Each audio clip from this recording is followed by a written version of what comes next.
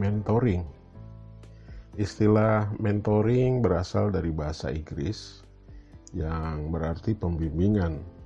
Mentoring adalah proses umpan balik yang terus-menerus dan dinamis untuk membangun hubungan antara individu yang memiliki pengetahuan, keterampilan, informasi, dan dengan fokus pada pengembangan profesional dan pribadi. Mentoring merupakan sarana yang di dalamnya terdapat kegiatan pembelajaran.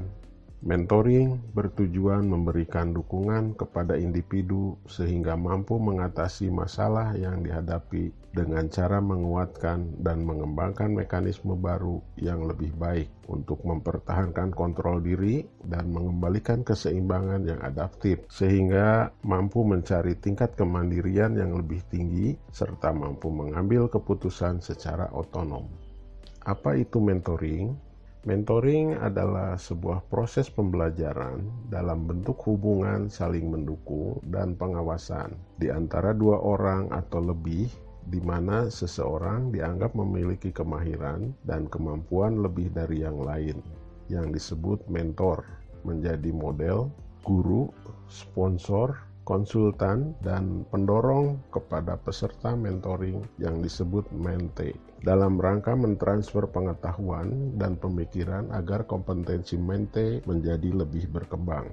Pelaksanaan mentoring terdiri dari dua pelaku utama, yaitu mentor dan mente. Mentor adalah penasehat utama dalam kelompok mentoring, sedangkan mente adalah peserta mentoring. Adapun penjelasan mentor dan mente adalah sebagai berikut, yang ini berdasarkan dari Du Bois dan Karch tahun 2005. Mentor merupakan seorang yang bijak dan seorang konselor atau guru yang dapat dipercaya. Mentor adalah seorang dewasa yang lebih berpengalaman, yang mengetahui lebih jauh perkembangan karakter dan kompetensi mentenya, untuk dapat menguasai bakat dan tugas di mana mentor sudah menguasainya terlebih dahulu. Mentoring dapat dicapai melalui demonstrasi, instruksi, tantangan, dan dorongan secara bertahap dalam jangka waktu tertentu. Seorang mentor tidak hanya berperan sebagai seorang pembimbing saja, tetapi ia memiliki multifungsi, yaitu selain sebagai seorang guru atau teacher, bagi mentenya juga seorang pendukung atau sponsor, pendorong sebagai encourage, counselor atau counselor, dan sahabat, befriend. Untuk itu, seorang mentor harus memiliki kriteria tertentu guna mencapai tujuan dari pelaksanaan mentoring. Mente adalah sebutan untuk seseorang yang mengikuti kegiatan-kegiatan mentoring. Suksesnya pada pelaksanaan mentoring tidak hanya bergantung pada karakteristik mentor saja, tetapi juga karakteristik mente. Adapun karakteristik yang seharusnya dimiliki oleh seorang mente adalah mempunyai keinginan untuk belajar, mempunyai keinginan untuk bekerja sebagai tim, sabar, mampu mengambil risiko, dan bersifat positif. Aspek-aspek mentoring. Seorang mentor bertujuan untuk menolong, memberi pengalaman yang positif, memiliki reputasi yang baik untuk mengembangkan orang lain, waktu dan energi, serta memberi pengetahuan yang up to date. Berikut adalah aspek-aspek mentoring yang membentuk mentoring menjadi program yang solid dan baik. Pertama, proses belajar yang terprogram.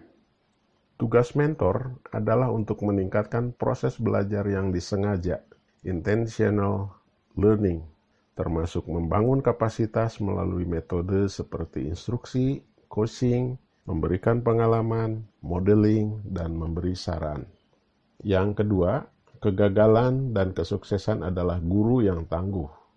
Mentor sebagai pemimpin dari suatu proses belajar tentu perlu untuk membagi cerita bagaimana cara melakukan sesuatu sehingga berhasil. Mereka juga perlu untuk membagi pengalaman mereka tentang kegagalan. Kedua pengalaman ini adalah pelajaran yang kuat yang memberikan kesempatan yang berharga untuk menganalisa realitas individu dan organisasi. Ketiga, pemimpin perlu menceritakan pengalaman mereka. Pengalaman pribadi maupun contoh kasus harus diceritakan karena memberi hikmah yang bernilai dan seringkali tak terlupakan. Mentor yang bisa bicara tentang diri mereka sendiri dan tentang pengalaman mereka akan membentuk suatu raport yang menjadikan mereka learning leaders.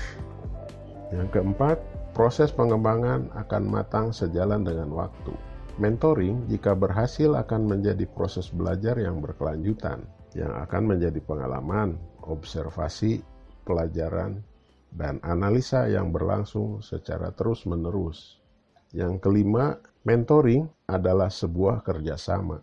Mentoring yang sukses berarti membagi tanggung jawab untuk belajar, tanpa menghitung fasilitas, materi, waktu, dan semua variabel yang ada.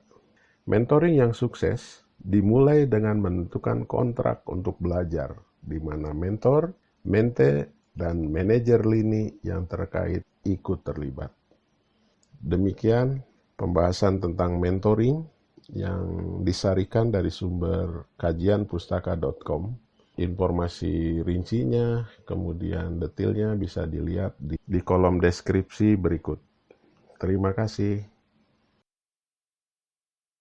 Terima kasih. Mohon untuk subscribe, like, komen dan share.